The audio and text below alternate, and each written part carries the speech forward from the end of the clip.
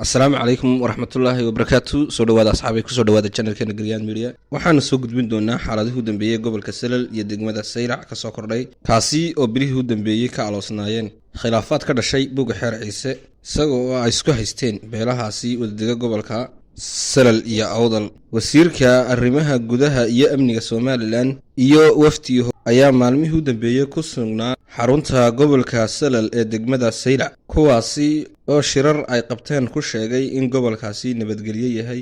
Dhanka kale, guddiga qabanqaabada buuga xeer Ciise ayaa iyaguna loo diiday inay galaan degmada Saylac, kuwaasi oo laga soo celiyay kantaroolka magaalada Aashacado, iyaga oo maalmihii u dambeeyay saldhig u ahayd magaalada Ceelgaal ee gobolkaasi Salal.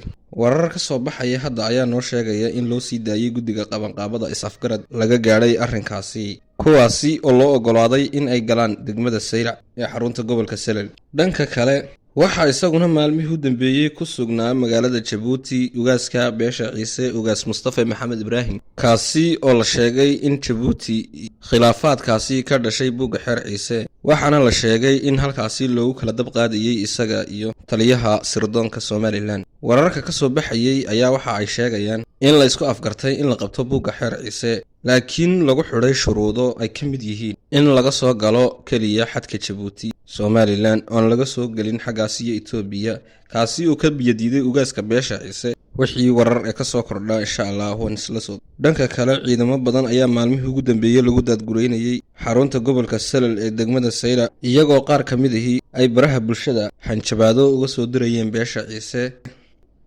waxaa isaguna dhanka kale shir jaraa'id la qaatay ugaaska beesha Ciise wasiirkii hore ee gaashaandhigga Somaliland Cabdiqani Maxamuud Cateeye, kaasi oo ah siyaasiga beesha Ciise ay ugu jeceshahay xaggaas iyo Somaliland. wixii warar ee ka soo kordha insha Allah waxaan kala socon doonaa page-keena Griyaan Media.